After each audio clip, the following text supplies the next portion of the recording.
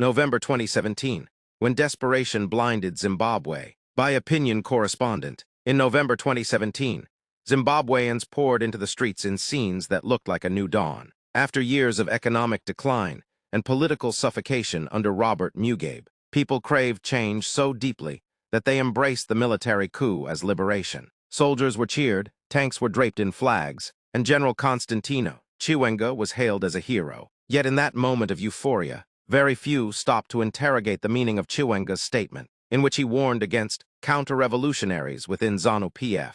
The general was not addressing the nation as a neutral defender of the Constitution. The distinction mattered.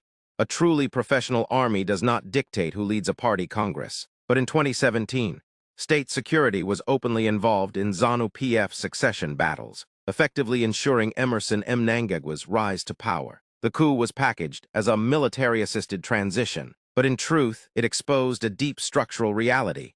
Zimbabwe does not have a politically neutral army. It has a partisan security establishment whose survival is tied to the ruling party. The BBC once remarked that Zimbabwe does not have an army in the conventional sense. That statement is not an insult.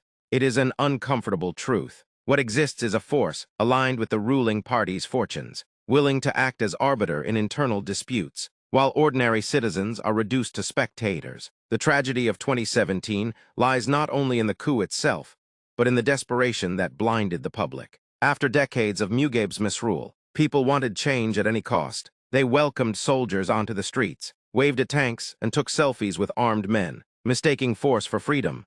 Few asked what precedent was being set. If the army could remove one leader today, what would stop it from reshaping politics again tomorrow? Fast forward to 2025, and the consequences are clear. The promises of a second republic have faded into more of the same.